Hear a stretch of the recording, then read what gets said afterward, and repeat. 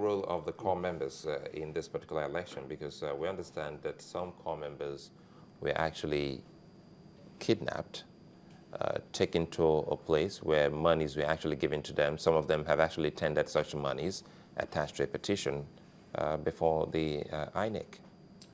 As far as I'm concerned, where I carried out my activity, the core members were vigilantly surveilled, and I didn't see anything to report. Where you have seen all these ones, the party agents that have produced the reports have taken it to the appropriate quarters. I cannot talk about that one because their role in the process, but I can point out that of what happened at Orieron, which is the collation center for Arugbo Ward 2, and the activities of that Mr. Ekwenabon Midwest, and how it compromised security there. If at that point in time, because for every security movement, there are also core movement, and then you are violating that one, it will automatically affect the core members, so to say, as it is. But one thing is very, very clear. Any cursory look, deep look at the whole of this election, you would have seen that where Labour Party won, they won. But where there has been disruptions, has been strong keyholes of the PDP. And it was clear. Not any other party. Then look, if the other parties can stick to that claim, they will be here doing that. I am a PDP member. I know how strong we are in these environments, and it is clear, as at the time, even in some places, for example, in Ikpepe, we're leading far wide before the essay to the governor on special matters, how special these are, were shown when he drove the ballot box and everything into the river there. It is also important and vital to know that, you see, there is always a launch pad for everything. Are you saying, I think it's very important that we don't lose certain things you say in the stories, you know, that you give. Are you saying that an aide of the governor carried ballot boxes? You just let me come. No, I need to clarify. Yes, I am saying that. That's I what am you're saying saying. that. I am saying that. I'm just a little curious, though. I mean, here we are. This is just a by-election conducted in 2 local government areas. And people will say, how difficult can that be?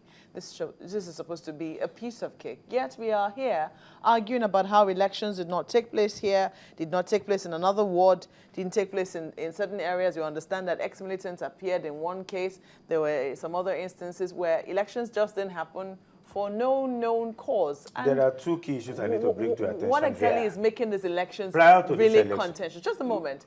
What exactly is making these elections really contentious? The governor wants to stake a popularity he does not have.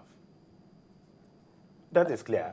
Prior to the 2012 election, we did say that most of the things you come to say on these TV stations do not exist in Ondo State. A commissioner sat here, we are probably sitting, and told us here that there was a bridge from Ugbola across to Ayetoro.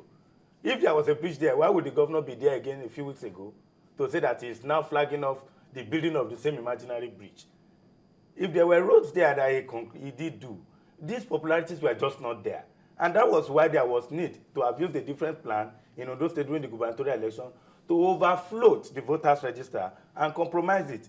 A fact that the appeal court... will say... No, sorry, let me just conclude here. A fact that the appeal court and the Supreme Court did a veto, but that they said that they don't know the beneficiary. Now the question is, who is more popular using just a microcosm? Is it the PDP or the Labour Party? Your popularity as a government stems from what you have given to a people. Ilaje and SLO people are supposed to be the direct beneficiaries of Osopadek. In 5.5 years, Osopadek cannot point to a project of the Labour Party government in any of these environments. While during the days of the PDP, Ilaje and SLO were totally riverine.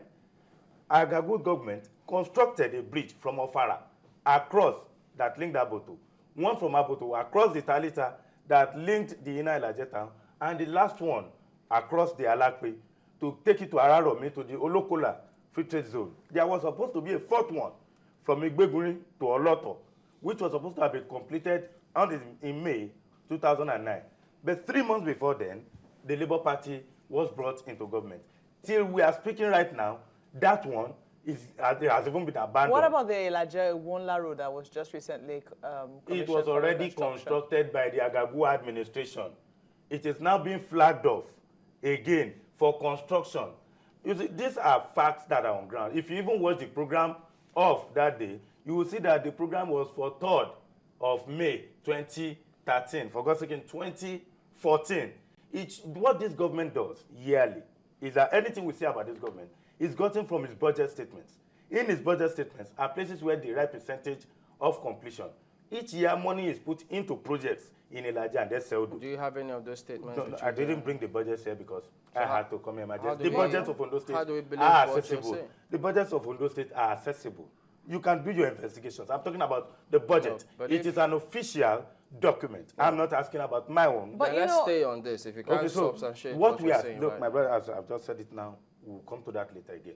And like I said, when these things are done, at the end of the year, there is another budget called a reordered budget, where most of the earlier programs that are put in the budget are now abandoned to say that we are now putting everything into this one.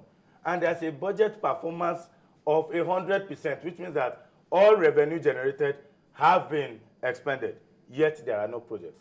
It run up to the 2012 elections, there was a flag off of the Abbott. Did you ever raise the by-election? Okay, we are coming about the popularity because when she was talking about popularity now.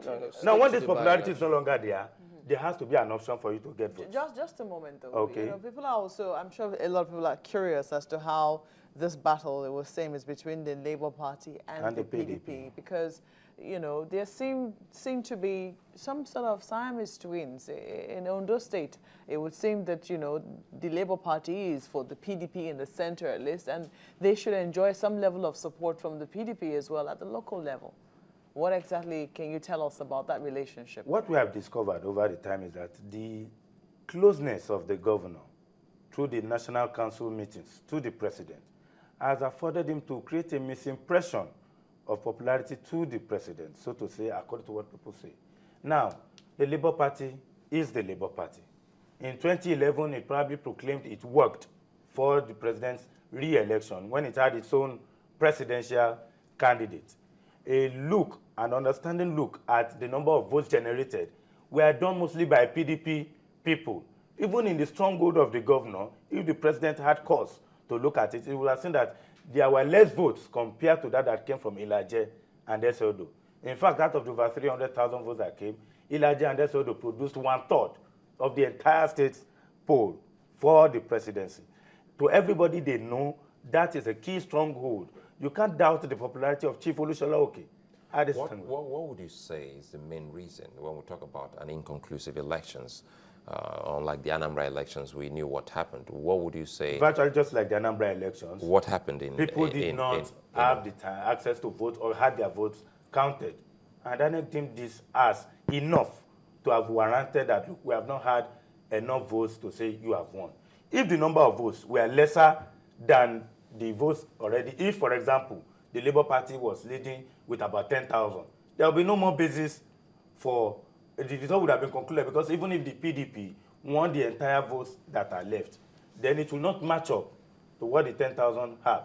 With what you have been leading with, which is just 1,000 plus, and there are over 8,000, even close to 9,000 votes still out there. You can't call that conclusive. But I think I'm bothered about the over 8,000 votes, and that is what the Labour Party is about. That was why I started off by saying that they are saying that if they had gone ahead to conclude this particular election, counting of the votes, surely it would have gone their way, and that is why. Labour Party. Yes, that is then why. Let them wait for it to happen. Why are they rushing to declare? If they are that popular, let us finish the elections then. I agree with them on that. If the Labour Party believes that if they conduct the election in Arugbo, they will win, free, fair, and square, let the best man win.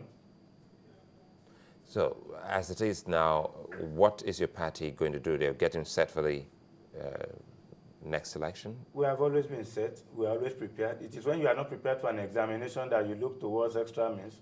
When you are not prepared for an election, that's were you prepared for this by-election? We were very, very prepared. How come we're getting into this fix? You've not heard of situations where in strong Labour Party areas where the PDP are losing, and then you find a situation in which the next thing is to break the ballot boxes. You have not heard of that one. But we are standing here to say that instances where it was clear we are winning, the results were taken into the bush. Instances where they knew they didn't have strength. I'm happy you say hijacked before they got I'm happy you're talking about hijack, because I also brought the story of some core members who were actually taken into the bush, and they have also come forward to tender the said monies given to them. And no, I'm asking you because now if you're saying you are telling me. No, I'm asking you because if you're saying results were taken into the bush, and I'm telling you that the news report also has it that core members basically were hijacked. Basically, the standard perhaps is the process were violated. And if you violate a process, there are still within the competencies of the regulatory agency